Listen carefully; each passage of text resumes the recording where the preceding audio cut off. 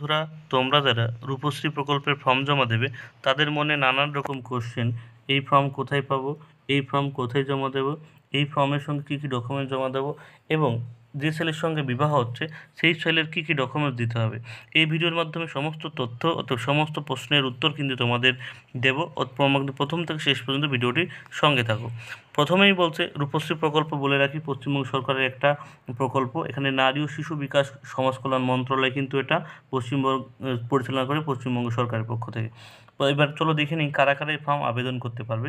এখানে বলা আছে কারা কারা ফর্ম আবেদন করতে পারবে, সেটা তোমাদের এবার বলি। ঠিক আছে, এটা কিন্তু যারা খুব জরুরি যে কারা ফর্মটা ফিল আপ করতে পারবে, কারা ফিল আপ করতে পারবে না। বলছে অত্যন্ত 18 বছর বয়সী যে কোনো অবিবাহিত মেয়ে প্রথম বিবাহের জন্য আবেদন করতে পারবে। অর্থাৎ যে মেয়ের বিবাহ হচ্ছে সে কিন্তু ফর্মটা আবেদন করবে, তার বয়স কিন্তু 18 হতে হবে। 18 বছরের, অনেকেই জিজ্ঞাসা করে দাদা আমার তো 18 বছর হতে 1 মাস কম আছে। না, তাহলে কিন্তু তুমি ফর্ম ফিল আপ করতে পারবে না। তোমার কিন্তু বয়স 18ই হতে হবে এবং তোমার প্রথম বিবাহ হতে হবে। হয়তো অনেকের থাকে না যে প্রথমবার বিবাহ হওয়ার পর ডিভোর্স হয়ে গেছে, দ্বিতীয়বার সে যদি আবার বিবাহ করে সে কিন্তু এই ফর্ম আর ফিল আপ করতে পারবে না। তার জীবনে প্রথমবার বিবাহের জন্য একবারই, অর্থাৎ একটা মেয়ের জীবনে একবারই রূপশ্রী প্রকল্পের জন্য আবেদন করতে পারবে। এবারে বলছে পাত্রের বয়স 21 বছর হতে হবে। ঠিক আছে, অনেক সময় দেখা যায় যে মেয়ের বয়স 18 বছর হয়ে গেছে কিন্তু পাত্রের বয়স 21 বছর হয়নি, একটু কম আছে, তাহলেও কিন্তু তুমি এখানে আবেদন করতে পারবে না, কারণ পাত্রের বয়স 21 বছরই হতে হবে। ঠিক আছে, এই ফর্মের টাকা পেতে হলে। এবার 3 নম্বরে বলছে এই রাজ্যে জন্ম হয়েছে বা বিগত 5 বছর যাবৎ পশ্চিমবঙ্গে বসবাস করছে অথবা পিতামাতার স্থায়ী বাসিন্দা হতে হবে। অর্থাৎ তোমরা যদি পশ্চিমবঙ্গের স্থায়ী বাসিন্দা হতে হবে এবং মিনিমাম 5 বছর কিন্তু এই রাজ্যে বসবাস করতে হবে, তাহলে কিন্তু তুমি এখানে ফর্ম ফিল আপের জন্য এলিজিবল, অর্থাৎ আবেদন করতে পারবে। 4 নম্বর বলছে পারিবারিক বাৎসরিক আয় অনধিক 1.5 লক্ষ টাকা হতে হবে। অর্থাৎ যে মেয়েটা ফর্ম ফিল আপ করছে তার কিন্তু বাৎসরিক আয় বছরে, তার বাবার বছরে কিন্তু 1.5 লাখ টাকার কম হতে হবে। 5 নম্বর বলছে আবেদনকারী নিজের নাম, ব্যাঙ্ক অ্যাকাউন্ট থাকতে হবে এবং সেখানে আইএফসি কোড এবং এমআইসিআর কোড থাকতে হবে। অর্থাৎ অনেকেই বাড়িতে গ্রামীণ এলাকায় সেখানে কিন্তু ভালো ভালো ব্যাঙ্ক থাকে না, গ্রামীণ কিছু ব্যাঙ্ক থাকে সেখানে আইএফসি কোড বা এমআইসিআর কোড থাকে না। অর্থাৎ তুমি যে মেয়েটা ফর্ম ফিল আপ করছে তার কিন্তু ব্যাঙ্ক অ্যাকাউন্টটা চেক করে দেখবে যে আইএফসি কোড বা এমআইসিআর কোড আছে কিনা, তাহলেই কিন্তু হবে, নাহলে হবে না ব্যাংকের বইটা। ঠিক আছে, এবার যেসব নথি জমা দিতে হবে, অর্থাৎ তোমার ফর্ম ফিল আপটা হয়ে গেলো, এই ফর্মের সঙ্গে কী কী নথি দিতে হবে সেগুলো কিন্তু একবার একটু দেখে নিই সুন্দর করে। বলছে পারিবারিক আয়ের ঘোষণাপত্র, অর্থাৎ এই ঘোষণাপত্র কিন্তু তোমার ফর্মের মাধ্যমে তুমি দিয়ে দিতে পারবে। ঠিক আছে, পারিবারিক ঘোষণাপত্র। তবে তোমার কিন্তু এই যে তোমার পারিবারিক আয় 1.5 লক্ষ টাকার কম, এর জন্য কিন্তু পঞ্চায়েত থেকে একটা ইনকাম সার্টিফিকেট তোমাদের কিন্তু লাগবে।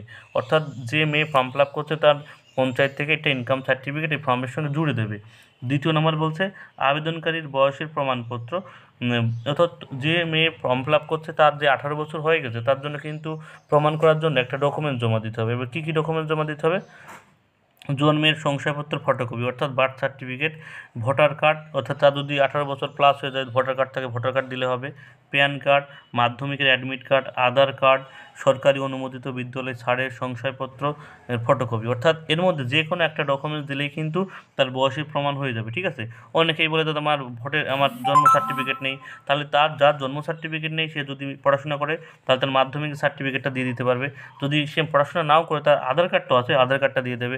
যদি আধার কার্ড না থাকে তাহলে ভোটার কার্ড দেবে। ঠিক আছে, যে কোনো একটা ডকুমেন্টস কিন্তু বয়সের প্রমাণের জন্য দিলে হয়ে যাবে। 3 নম্বর বলছে আবেদনকারীর বৈবাহিক অবস্থান ঘোষণাপত্র, অর্থাৎ সে যে এখানকার স্থায়ী বাসিন্দা তার জন্য কিন্তু একটা ডকুমেন্টস অর্থাৎ আধার কার্ড দিলেই হয়ে যাবে, স্বঘোষণাপত্র।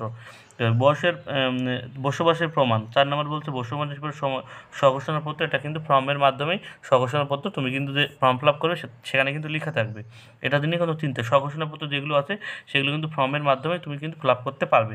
তারপরে 5 নম্বর বলছে ব্যাংকের অ্যাকাউন্ট, আইএফসি কোড বা এমআইসিআর কোড সহ সরকারি তথ্য আছে সেই পৃষ্ঠার ফটোকপি। অর্থাৎ তুমি যে ব্যাংকটা জমা দেবে, যে ব্যাংকের অ্যাকাউন্ট, সেই ব্যাংকের অ্যাকাউন্ট প্রথম পেজে দেখবে সে ব্যাংকের ডিটেলস লেখা থাকে, সেই ব্যাংকের ঠিকানা, সেই ব্যাংকের account number, IFC code, MICR code সব থাকে। তো ব্যাংকের প্রথম পেজটা তুমি কিন্তু এখানে জেরক্স করে জমা দেবে, ফটোকপি। 5 নম্বর বলছে। 6 নম্বর বলছে আবেদনকারী ও পাত্রের রঙিন পাসপোর্ট সাইজের ছবি। ঠিক আছে, অর্থাৎ যে মেয়ে আবেদন করছে তার কিন্তু রঙিন পাসপোর্টের ছবি লাগবে এবং যে ছেলের সঙ্গে বিবাহ তারা কিন্তু রঙিন পাসপোর্ট সাইজের 1 কপি ছবি কিন্তু এখানে লাগবে। ঠিক আছে, বলছে প্রস্তাবিত বিবাহের প্রমাণ, অর্থাৎ তোমাদের যে বিবাহ হচ্ছে 7 নাম্বার বলছে প্রস্তাবিত বিবাহের প্রমাণ, তার কিন্তু বলছে কী কী ডকুমেন্টস দিতে হবে। বিবাহের নিমন্ত্রণ পত্র, অর্থাৎ বিবাহের নিমন্ত্রণের যে কার্ড ছাপানো হয় সেই কার্ডটা জমা দিলেও হবে। ম্যারেজ রেজিস্ট্রেশন নোটিশ, অর্থাৎ তুমি যদি ম্যারেজ রেজিস্ট্রি করে নাও, সেই রেজিস্ট্রেশন নোটিশ থাকে, সেই নোটিশের ফটোকপি জমা দিলে হবে এবং স্বঘোষণাপত্র জমা দিলে হবে। ঠিক আছে, এর মধ্যে যে কোনো 3টে, 7 নম্বরে যে কোনো 3টে, এর মধ্যে যে 3টে অপশন আছে এর মধ্যে যে কোনো একটা দিলেই হবে।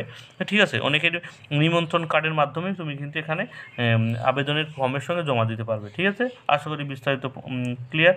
8 নম্বর বলছে প্রস্তাবিত পাত্রের বয়সের প্রমাণপত্র, অর্থাৎ যে ছেলেটা বিবাহ হচ্ছে তার যে 21 বছর হয়েছে তারও কিন্তু প্রমাণের জন্য ডকুমেন্টস দিতে হবে। সেটা কি ভোটার কার্ড, প্যান কার্ড, মাধ্যমিকের অ্যাডমিট কার্ড, আধার কার্ড, সরকারি অনুমোদিত বিদ্যালয় ছাড়ের শংসাপত্র, অর্থাৎ একটা মেয়ের বয়সের প্রমাণের জন্য যেসব ডকুমেন্টস জমা দিতে পারবে একটা ছেলের জন্য ঠিক সেম, অর্থাৎ ভোটার কার্ড হলে ভোটার কার্ড, অর্থাৎ যদি বার্থ সার্টিফিকেট থাকলে বার্থ সার্টিফিকেট, প্যান কার্ড, যদি কিছুই না থাকে আধার কার্ড থাকলে আধার কার্ড। ঠিক আছে, বিদ্যালয়ের সে যদি ক্লাস 1-2 পর্যন্ত পড়াশোনা করে তাহলে সেটার শংসাপত্র জমা দিলেও কিন্তু হয়ে যাবে। ঠিক আছে, 8 নম্বরে বলছে এবার কোথায় ফর্ম তোমার জমা দিতে হবে, যোগাযোগের ঠিকানা, এর যোগাযোগ ঠিকানা দেখতে পাচ্ছ, উপযুক্ত কাগজপত্র সই স্থানীয় বিডিওর অফিসে বা মহকুমার অফিসে, পুর কমিশনের অফিসে প্রস্তাবিত 30 থেকে 60 দিন আগে তোমরা কিন্তু এখানে আবেদন করতে পারবে। ঠিক আছে, দুয়ারে সরকারকেও কিন্তু এই ফর্মটা এখন জমা নেওয়া হয়, অর্থাৎ তোমরা কিন্তু চাইলে দুয়ারে সরকার ক্যাম্পে ফর্ম জমা দিতে পারবে। দুয়ারে সরকার ক্যাম্পে তুমি জমা দিতে না পারো তাহলে কিন্তু তোমার যে স্থানীয় যে ব্লক অফিস আছে, পঞ্চায়েত এরিয়ায় যার বাড়ি তারা কিন্তু ব্লক অফিসে জমা দিতে পারবে, এবং যারা পৌরসভা এলাকায় বাড়ি তারা কিন্তু পৌরসভায় কিন্তু এই ফর্মটা বিবাহের 30 থেকে 60 দিন আগে তোমরা কিন্তু সাবমিট করতে হবে। ঠিক আছে, সাবমিট করার পর তোমাদের কিন্তু সেই ফর্মটা কিন্তু পঞ্চায়েত পাঠাবে এবং পঞ্চায়েত থেকে ভেরিফিকেশনে তোমার বাড়িতে আসবে। পঞ্চায়েত থেকে ভেরিফিকেশনের পর যদি সব ঠিকঠাক থাকে তাহলে কিন্তু তোমার টাকাটা তোমার ব্যাঙ্ক অ্যাকাউন্টে পাঠিয়ে দেওয়া হবে। ঠিক আছে, আশা করি এই ভিডিওটি দেখার পর কারো আর কোনো বিষয়ে সংশয় থাকবে না। এবং আমার কিন্তু একটা ফর্ম ফিল আপের ভিডিও আছে, এই ভিডিওর ডেসক্রিপশন বক্সে আমি কিন্তু সেই ফর্ম ফিল আপের ভিডিওটাও দিয়ে দেবো, চাইলে কিন্তু তোমরা সেই ফর্মটা আগে ভালো করে দেখে নিই এবং তারপর তুমি সেই ফর্মটা ফিল আপ করতে পারবে, তাহলে কিন্তু কোথাও কোনো ভুল হবে না। ঠিক আছে, সবাইকে ধন্যবাদ, সবার জন্য শুভকামনা রইল। নতুন ভিজিট করলে অবশ্যই চ্যানেলকে সাবস্ক্রাইব করে রাখো চাকরি সংক্রান্ত এবং সমস্ত যাবতীয় আপডেট সবার আগে পাওয়ার জন্য। সবাইকে ধন্যবাদ, সবার জন্য শুভকামনা রইল।